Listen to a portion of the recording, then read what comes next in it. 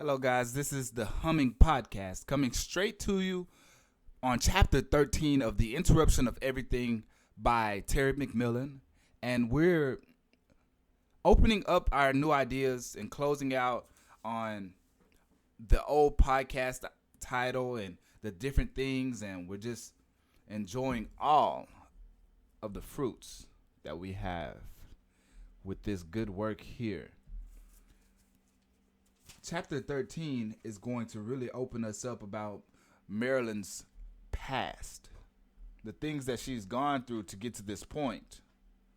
Marilyn's past is very, very important and in the woman who she is now. She's made many friends. She's had many relationships.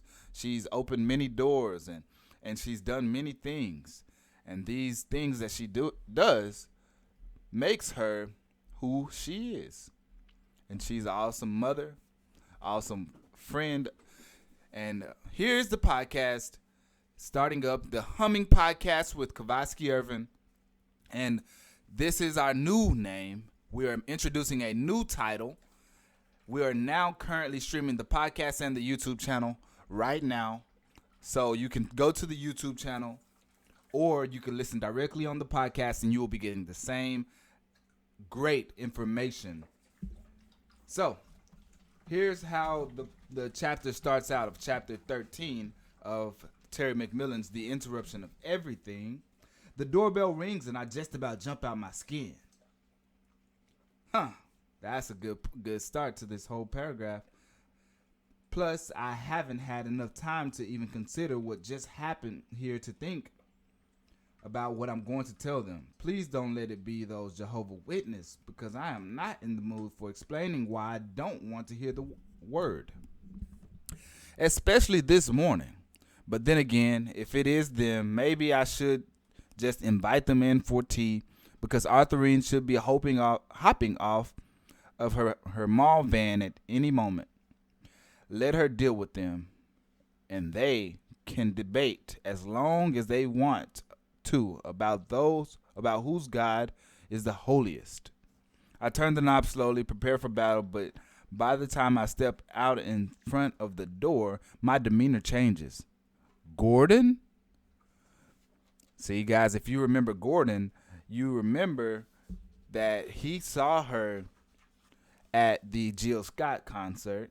Leon mentioned Gordon and told Gordon that he can stop by whenever, so Gordon had apparently Gordon has a girlfriend who's very hot, and Leon invited him over, so he wanted to come by and be respectful. Good morning, Marilyn. Forgive me for just dropping by like this, but I just bought a house not 3 blocks from here, and as I'm driving down the street, I see your husband's car in the ashtray,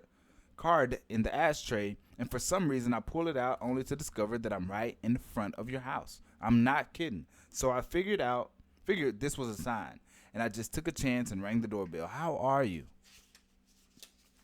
And this is page 146. I'm fine. Okay? So anytime Terry McMillan goes into deep thought for the characters, she keeps the dialogue short and she elaborates on the thought processes. So here I can read it as, I'm fine. Seriously. Well, come on in, I say, stepping away so he can enter. Seriously, I don't mean to intrude. I just want to say hello. Hello? Then we go, the dialogue gets very crazy here. It says, hello.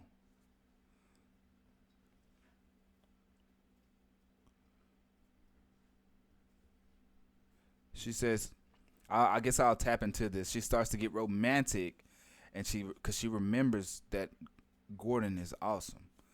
I guess I didn't want to dive in this deep, but I guess I should. On page 146, she says, I want him to wrap his arms around me like warm vines. I want him to make me forget about every tragic event that's been interrupting my journey. I want him to kiss me slowly and deeply. I want him to make love to me at an angle on those chairs behind us so that he's finding his way inside. I'll slide up so high I'll be able to look down on my world to see it clearer. I want him to dust my heart with hope, wipe away the cobwebs covering my soul, open all the clogged up drains where my energy has been trapped, and then I want to flood. I want him to be the river I seek. When my eyes are wide open, I want him to ask me what I've been doing for the past 23 years. And we'll go down a little bit to some more dialogue. She says, finally, he'll say, you found your center. Now let's try this again, but this time we'll get it right. It's the reason why I'm in your dream. But wake up, because I'm here right now. I close the door. This is where he says, after he says, seriously, I just want to say hello. I close the door. You're not intruding, I say. Do you drink coffee? Doesn't everybody? I don't bother answering. And she says, where's your house? And she goes, you can't miss it. It's the ugliest one on the block. I got a good deal on it. And since I've got a little time on my hands, I'm already getting quite a kick trying to make it look new.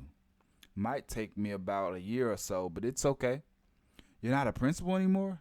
Yes and no. I took a year leave because I got a grant to research and run an outreach program for adolescent boys. There's a lot more to it, but I'll leave it at that. Like I said, I didn't mean to invade your privacy. How's your husband? He's fine. He's a nice brother. I like him. Seems really smart and certainly loves him some Maryland. Now we'll get down to the middle of page 147.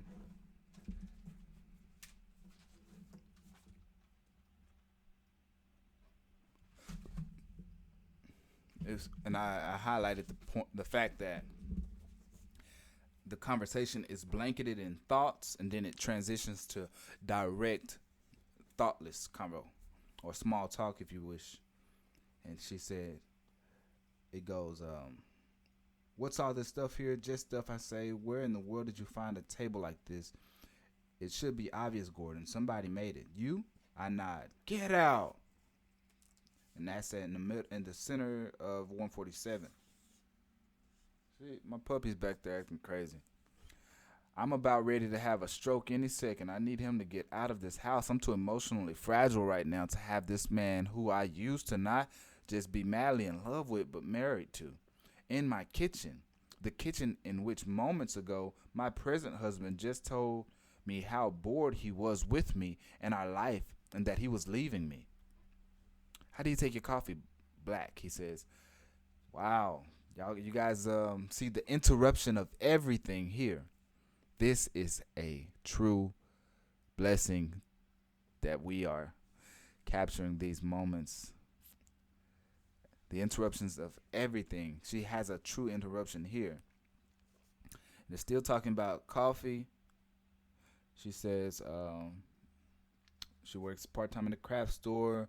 So does this mean you have to think about it now? Maybe. No, I don't know what I'm thinking about doing. I'll shut up, he says, taking what seems to be his last sip of his coffee. Aren't you having any?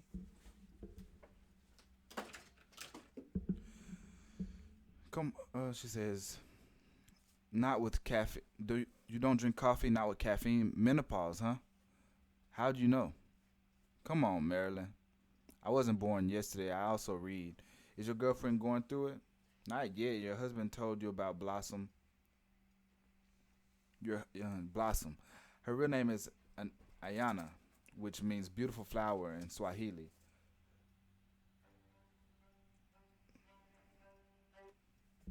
Which means beautiful flower in Swahili. She's from Kenya but lives in Paris. Well, Leon was quite taken by Blossom's petals. He chuckles. She's an amazing woman, all right. She lives in Paris. How can she be a girlfriend? Who said she was my girlfriend? You did. No, I didn't. You did. Now he's actually laughing out loud. You have not changed, he says, looking at me in a way that makes me feel so comfortable I'm uncomfortable. She imports art, so she travels back and forth. Did you ever have any kids, Gordon? Just the ones you didn't have, he says. Get back, man. I'm talking to this dog, y'all. She keeps bothering me. Like she won't leave me alone. Won't find a toy. On the video on YouTube, you can see that she will not freaking leave me alone. Leave me alone, man. I'm trying not to be all in. Get off of me, dog. She's sitting here bothering me, bro. She won't let me be. She wants me to play, but I do not want to play. I want to record this video for you guys. All right, and then we have in the kitchen, Arthurine. I look at Gordon, my mother-in-law. He nods, stands up. My goodness, I hope Blossom knows what to do with all this. Obviously, she must. Well, now that I know where you and Leon live, I'll stop by every day. Seriously, I'm down on Sequoia, and don't ask me what color my house is because I couldn't even honestly say. And then Arthurine comes, says, why, hello there. How are you, ma'am? I'm Gordon King, an old friend of Maryland's, and just happened to be in the neighborhood. I'm Arthurine, and don't let me run you off. Stay. She's actually leaning her back against the doorway, and it looks like she's about to ply because her right toe is pointing and her heel isn't touching the floor. Gotta get to work, he says. Have you been out jogging? Now she's blushing. Even behind those giant spectacles, I can see her eyelids fluttering. I guess you could say that, she says proudly. She ought to stop. Poor Purcell. Lord help him. I wish I had a scripture for this occasion, but I don't. Oh. Oops. Throwing this dog thing. That's when the phone rings. Hallelujah. Good seeing you again, Marilyn, Gordon says once we get to the front door, and please give some thought to those craft fairs and eBay. The phone rings again. Well, it certainly can't hurt, I say. Ring, ring, ring. Arthurine, would you please answer the phone? Then says, hello. Hold on a minute, please. Now Arthurine is standing in the entry. Gordon. Yes, ma'am. I just have to tell you that we think a lot alike because I've been telling her she should sell some of this stuff too, but she won't listen to me. Maybe you have more influence. How well do you know this child? Arthurine, just answer the phone, would you? Okay, hope to see you soon, she says and disappears to the kitchen. It's Spencer, she says. Here, she says, handing me the phone. You talk to her. Brianna? Hello, Mrs. Grimes. First off, Spencer's going to be all right. He's just getting out of surgery. Surgery? Surgery for what? And this is a big part right here. Because they had just went up to went on a cabin trip, Brianna and all the kids. And, get away from me. This dog is crazy, bro. Oh, my goodness. She is a mess. They just went on a trip, and they found out that Spencer got hurt. He broke his wrist in quite a few places, and they couldn't just put a cast on it, so they had to go in and make some adjustments. Okay. Where is Spencer right this minute, Brianna? This is the middle of page 52. If you're listening in, guys, this video or this podcast is video chatted or video linked. So on YouTube, you will find this exact video, chapter 13 of The Interruption of Everything by Terry McMillan on Humming Podcast or Humming Pod. I'm still getting adjusted to the new name. Humming Pod. That's where we're broadcasting from. Hi, Mom.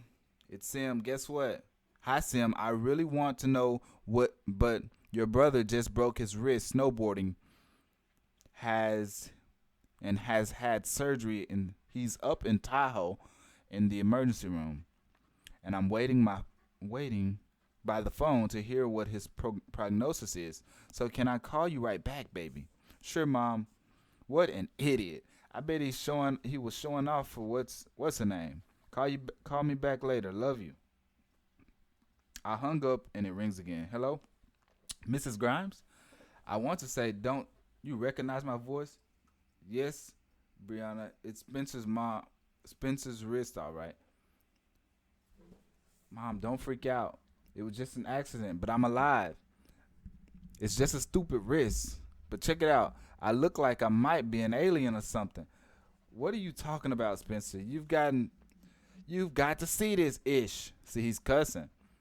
And I've got metal screws going right into my wrist. Man, I can't even feel it, man. It's deep. Spencer, please put Brianna back on the phone. Apparently, he heard me and understood.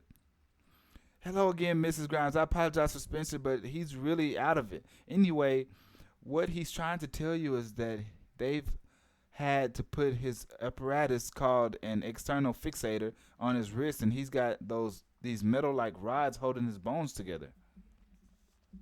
And then she says, 8 weeks. We're not sure if he's going to have to stay here all night, but he's probably not going to be able to do much traveling tomorrow. I wouldn't think. But why don't we do this? As soon as the doctor gets back, which they just told me he won't be for another 4 or 5 hours because he's got another surgery scheduled, I can tell him to call you and explain everything and see what he thinks is best for Spence to do. How's that sound? It sounds okay. How are you holding up?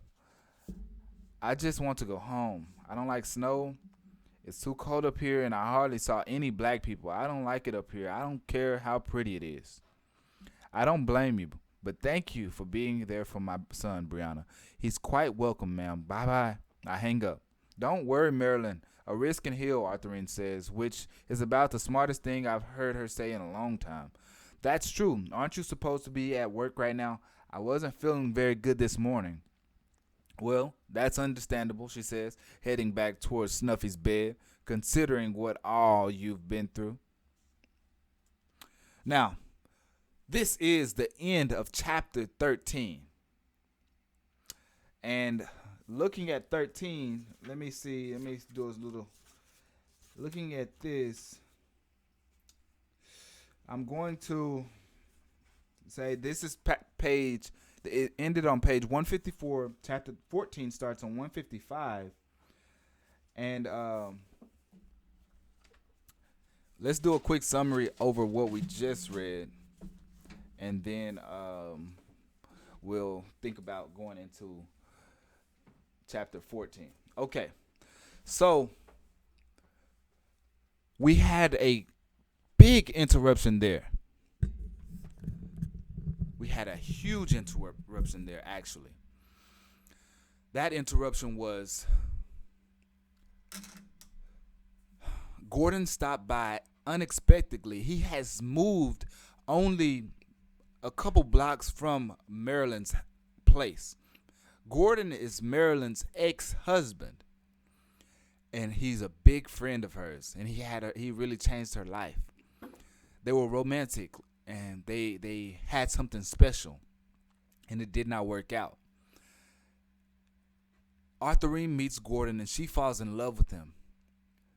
She's absolutely thinking that they are the same person, that there are no differences between the two. And what makes this special is, before I go into this, we're going to end the podcast right here. This is Kavasky Everyone Humming Podcast, and we're going to stop it there. And I'm so thankful for you guys listening into the podcast. Tap into the YouTube channel, xdoscience, and you will be able to find these videos of this podcast broadcasted live and on video. You guys have a great day. Bye. And as we finish up, so Gordon, he gives Marilyn all of these emotions. He brings up such emotion as he makes her blood boil, but in a beautiful way. He makes her eyes flutter in a sweet way. He makes her feel young again. He makes her feel excited again. Leon is destroying her perception of marriage and love, while Gordon has brought back a new fire and flame in just moments, just like that. He doesn't mean to do all of these things to Marilyn, but because she is in such a crazy period with her own husband Leon, she can't help but feel these ways. And as Arthurine has finally expressed that she absolutely loves the thought of Gordon and that she wants Gordon to be more of a friend to Marilyn. Marilyn is she's leading him out of the house, and Arthurine can't get enough. But just as this scene comes to a close, we get a phone call from another unexpected interruption from Brianna and Spencer. Spencer has broken his wrist, and I don't know what it was that he said he did, but he's broken his wrist. Brianna hates where she's at in Tahoe, and she says it's too many white people. She ain't seen no black people, and she's trying to get out of this place because it's just nothing that makes her comfortable. And that's understandable. Now, in this situation, we look and we see two kids, and yes, they're with their friends, but we see two kids who are beginning a love story, potentially. And Brianna is calling his mother, doing the responsible thing, and working her way through the conversation between her mother or his mother, and so two women basically are working through a conversation of the health of the men in their life. And that's beautiful. So these two kids, this is a very, very funny part of the story. And if you read it from pages 145 to 154, you will probably have so much laughter and joy from these scenes, because this is very powerful. And Brianna is handling this situation so sweetly. And at the end, we have Arthurine closing out with Marilyn. And then we lead into chapter 14. And that is, as much as I want to do for now, we'll do chapter 14 and 15 in just a bit. Or not today probably, but we'll do it maybe tomorrow. I'm off of my job tomorrow, and we have Bible study tomorrow night. But I'm finna lead into something, the next segment. So you guys have a fantastic day. Thank you for tapping in with xdoscience on YouTube. I'll talk to you guys next time. Bye-bye.